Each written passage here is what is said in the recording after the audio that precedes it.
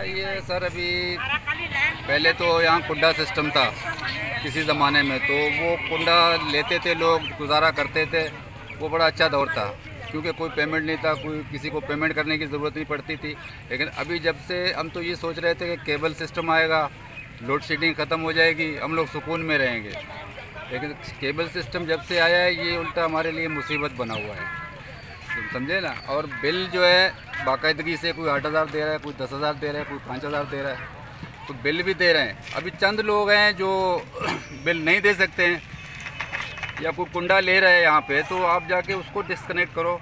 जो बिल नहीं दे रहे उसका मीटर ले जाओ अपना निकाल के। तो बाकी जो अक्सरियत है उसको क्यों तब परेशान कर रहे हैं आप? इससे हमारा मुतालबा है वो अपनी बदमाशियाँ ख़त्म करें। और यहाँ पे जो बिल नहीं दे रहे हैं उनका भी तो आप चेक मीटर से डिस्ट्रीब्यूट करते हो, आप सारा बिल सब पे डालते हो। इसके बावजूद जो आप बिल क्यों बंद कर दिया है आपने? अभी तकरीबन 5 दिन से लोग परेशान हैं। पानी का मसला है, कोई बीमार है, कोई मरीज़ है, किसी की शादी है, किसी का निकाह है।